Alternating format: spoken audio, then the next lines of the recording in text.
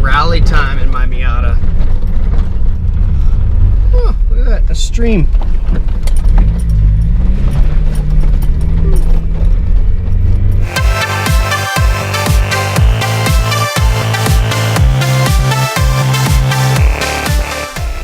Hey guys, welcome to another episode of Gearheads Garage, and today actually my friend Justice has an NA Miata, and I guess it started blowing smoke a while ago and stopped running properly, so we parked it and let it sit, and they did get it running again today, him and his friend Justin, which is the guy, if you saw that episode where we pulled the Miata out of the mud.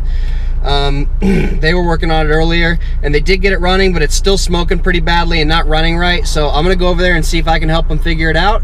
And I also brought a compression tester and a leak down tester and stuff like that, so we might get to have some fun using those. Let's see how it goes.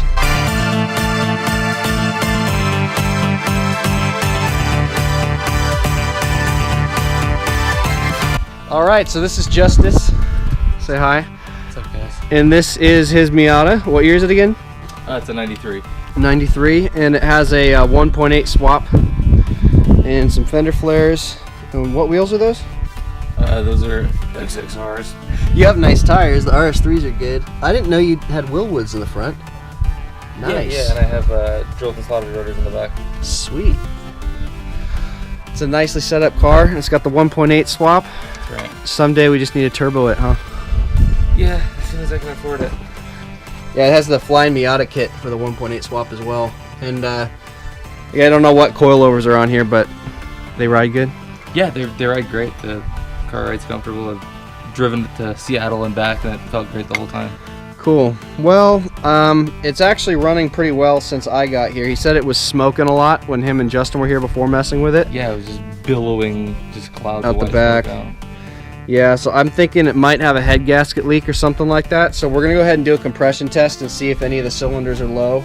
And if I have to, I'll use the leak down tester as well. But we'll try the compression tester first and see what that comes up with.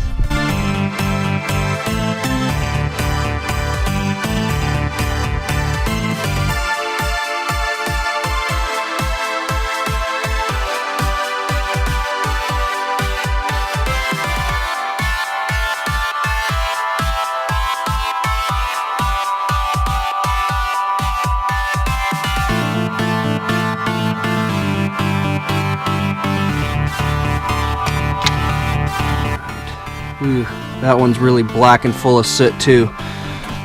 Let's see what it says for the compression.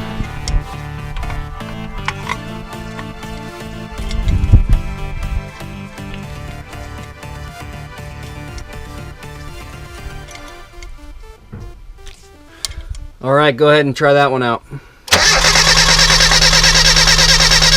stop. Go one more time. All right. That's rating about exactly the same, actually. It's at like 145, 150-ish. So that's actually kind of a good thing, I guess. Like I said, if this thing might not be perfectly accurate, but it's at least showing that they're all close to each other. How many miles is on this engine, do you know? On the engine, I don't know. The guy I bought it from told me 90, but you know, who knows. 90, and how long ago was it that? It was about a year, I'd probably put. Because, I mean, theoretically, a very, very healthy motor would be somewhere around like 180, generally speaking, but it's not unheard of to have one down to like 150, 160. That's still acceptable, but once again, I don't know if this tester is perfectly accurate, so that might not actually be the real number, but we still can compare them with each other. All right, cylinder number 3, let's go. All right, stop. This one looks a little lower, but let's crank it again. Stop. Crank it again.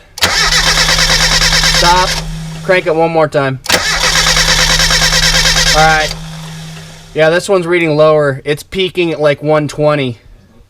So let's see what number 4 has to say. Right, cylinder number 4 is dark as well, but let's go ahead and see what the compression numbers are going to be on this one. All right, cylinder number 4. Let's see what she's got. All right, stop. Start again. Stop. One more time. Stop. One more time again. Okay. All right, well, this one actually did get up to 150 on here. So it's just number 3 that's reading at 120, which is a little low. Now, considering the fact that it's running pretty well right now, except for it dies a little bit under idle, but that might be an unrelated issue. I don't know. It obviously looks like something's causing it to run rich. But if you're getting white smoke like that out of the exhaust, or fog like that out of the exhaust, I'm kind of thinking you might have a head gasket crack or something. Well, let's replace the head gasket then, if you think that's what we need to do. Well, we'll do a little bit more figuring it out, but anyways, that's how you do a compression test. So I think we'll keep messing around with this for a little while longer, and I'll let you know what we find. Alright, so I threw the spark plugs back in, and just now actually I happened to hear a small buzzing noise, and it was coming from down here, and I believe it was the idle air controller. So I actually unplugged this little plug that goes into it, and I have not heard the buzzing since I unplugged it. So I'm thinking that actually might be part of the problem, and I know sometimes if these go bad, they actually can let coolant in through your intake manifold and cause the engine to smoke and stuff. That happened on my old car. So it's possible that that could be your only problem, and even if that is your only problem, you still have slightly lower compression on cylinder 3. But I mean, the engine still should run pretty well, even though it's not like it's gone or anything. It seems like it's still pretty good. It's just lower than the other ones are. So all right, well, at least we figured it out a little bit more. Let's go ahead and turn the car on, see what happens without the idle air control. And I think I'm probably gonna have to hold on the throttle a little bit to keep it idling, but I just want to see what happens.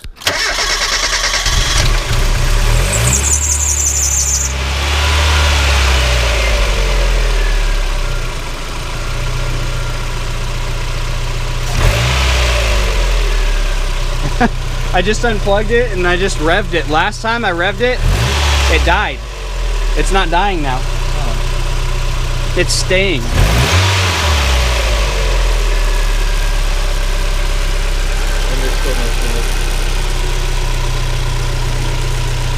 I'm still hearing a little rattle from up here somewhere, but I can't figure out what it is.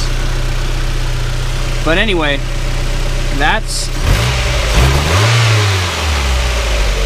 it's not dying.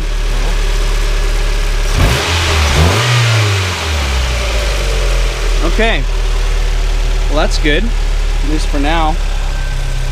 Well, here's what my recommendation would be though, is take your throttle body and your throttle body adapter off here. Okay. Open the butterfly. Actually, no, you just take the throttle body all the way off. You can see in there. Take this apart and look in the intake manifold and see if there's like any signs of coolant flowing into there. Okay.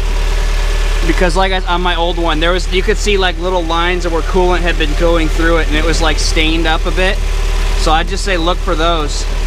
I think that's probably your problem, because now it seems like it's running better. Yeah. It sounds like it's running smoother, and before it would die if you gave it a little blip and let it go, and now it's not dying at all. It's running smoothly.